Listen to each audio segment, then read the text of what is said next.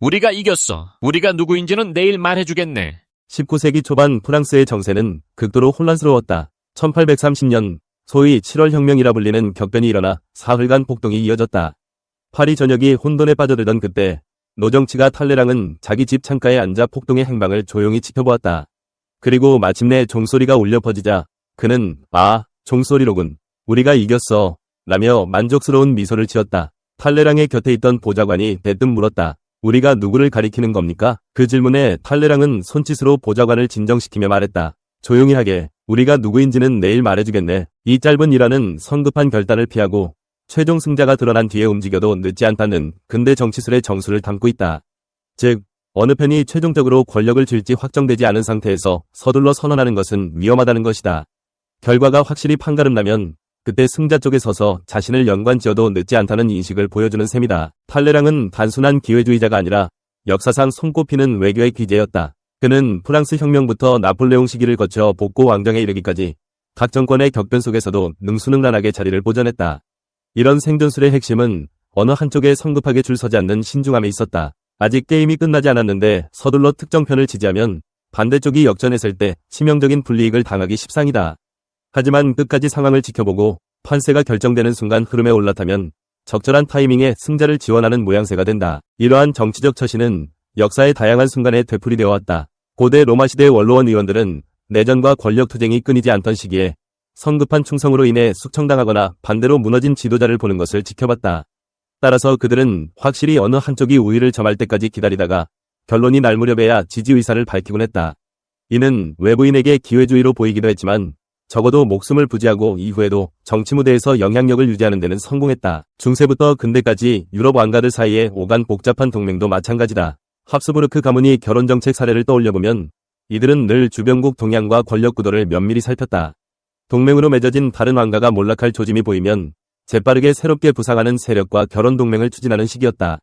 세력 균형이 미세하게 변하기만 해도 대대적으로 조약이나 관계를 재편했으며 결국 확실한 승자가 보이는 시점을 놓치지 않으려 애썼다. 더 최근 사례로 2차 세계대전 시기에 윈스턴 처칠을 들 수 있다. 당시 독일의 압도적 기세에 밀려 영국은 궁지에 몰렸지만 처칠은 결국 미국이 참전해 전쟁을 승리로 이끌 것이라고 믿었다. 그의 이런 판단도 최종적으로 누가 승리할지를 예측하고 그쪽에 전폭적으로 협력을 구하는 결정이었다고 볼 수 있다. 냉전 시대에도 소규모 국가들은 미국과 소련 가운데 어느 진영에 손을 잡아야 할지 갈팡질팡했는데 최종적 승자가 확정될 때까지 여러 가능성을 열어두는 중립외교가 꽤나 흔한 전략이었다. 조직과 비즈니스 현장에서도 승자의 편에 서라라는 메시지는 자주 인용된다. 회사 내 큰 프로젝트를 놓고 파벌 간 경쟁이 벌어지거나 혹은 시장이 커다란 기술 변혁을 맞이했을 때 성급하게 특정 쪽에 투자하거나 편을 들었다가 실패하면 위험이 커진다. 반대로 최종적으로 어떤 방향이 대세가 되는지 조금 더 지켜보다가 결정하면 실패 리스크를 줄일 수 있다. 물론 이때 마지막에야 나타나 이익만 챙긴다는 비판을 받을 수도 있으나 탈레랑의 교훈처럼 애초부터 영원한 적도 영원한 친구도 없는 현실을 고려하면 신중함이 오히려 조직의 생존에 도움을 준다. 문제는 이것이 윤리적으로 떳떳하냐는 질문이다. 어떤 가치나 의리에 충실하기보다 승자의 편만 드나든다면 본분을 잃어버리는 것 아니냐는 비판이 가능하다. 실제로 탈레랑은 기회주의자라는 악명이 따라다녔다. 그러나 또 다른 측면에서 보면 정치적 감각이란 본래 그렇게 냉정한 것이기도 하다. 역사가 증명하듯 한치 앞을 내다보기 힘든 혼란기에는 누가 최종 승자가 될지 지켜보는 것만으로도 탁월한 생존술이 될 수 있다. 결국 중요한 것은 언제까지 관망하고 언제 승부수를 던지는가라는 타이밍의 문제다. 너무 늦게 움직이면 기회가 사라지고 너무 일찍 가담하면 역풍을 맞기 쉽다. 탈레랑의 내일 말해주겠네 는 바로 그 미묘한 타이밍을 예고하는 말이다. 그는 사흘간의 폭동이 진정된 직후라도 혹시 모를 반전이나 정치적 변동을 염두에 두었다. 그러니 하루 정도는 더 지켜본 뒤 최종적으로 완벽히 자리를 잡는 편을 택하면 충분히 늦지 않다는 것이다. 이처럼 승자의 편에 서라는 말은 격동기에 흔히 찾아볼 수 있는 행태이자 동시에 성급함을 자제하라는 경고의 메시지이기도 하다. 커다란 변혁이 일어날 때마다 사람들은 본능적으로 어느 편인지 빨리 선언해 안전을 확보하고 싶어 한다. 하지만 그 성급함이 때론 화를 부른다. 확실한 그림이 나오기 전까지는 관망하는 것도 하나의 전략인 셈이다. 역사가 보여주는 한 가지 분명한 교훈은 누가 진정한 승자가 될지 분명해질 때까진 결단을 늦추는 것도 지혜라는 점이다. 현실적으로는 타이밍을 놓치지 않아야 하므로 늘 주시하고 정보 파악에 힘써야 하며 때로는 소리 없이 물밑 작업을 해두어야 한다. 이것이 탈레랑의 한마디 내일 말해주겠네 가 현대에도 유효한 이유다. 그것이 근대 정치술의 정수이자 지금도 다양한 조직과 개인에게 통찰을 제공하는 현실적 조언이다. 정의는 승자의 전리품이다. 영화인 마이클 오비치는 니체가 들었다면 매우 반가워했을 이런 말을 남겼다. 나는 길을 걸어가면서 내 뒤에 시체를 질비하게 남겼다. 호전적이며 때로는 둔감한 사람이기 때문이다. 니체는 힘이 정해라는 도덕률을 지지했다. 그는 또 지배자는 피지배자에 비해 우월할 수밖에 없으므로 권력, 우선권, 이익을 우선적으로 누려야 한다고 주장했다. 나는 생이 언젠가는 더 많은 악으로 가득 차고 그 어느 때보다 고통스럽게 되리라는 희망으로 위안을 삼는다. 당신도 그들처럼 큰 소리로 외쳐보아라. 나는 비열한 인간이다. 나는 거만한 인간이다. 내면이 바위처럼 단단하지 않으면 승리할 수 없다. 당신도 시기가 무르익으면 마음의 준비를 해두었다가 바위 같은 내면을 밖으로 드러내야 한다. 주위 세상을 짓밟으며 활보하는 중에 다음과 같은 생각에 미치면 당신은 기분이 좋아질 것이다. 대부분의 위대한 인간은 매우 비열하다. 가령 다음과 같은 자들이 이에 속한다. 앤드루 카네기, 휘하의 폭력배들이 한 무리의 노동자들을 총으로 쏘아 죽였다. 그런데 오늘날 카네기는 그의 이름을 붙인 카네기 홀로 인해 박애주의자로 널리 알려져 있다. 헨리 포드, 대단한 반유대주의자이자 나치 숭배자인데 오늘날 대량 생산체계를 창안한 좀 괴팍한 천재 정도로 기억되고 있다. 저지프 메카시, 1950년대 마녀 사냥에 불을 당긴 자다.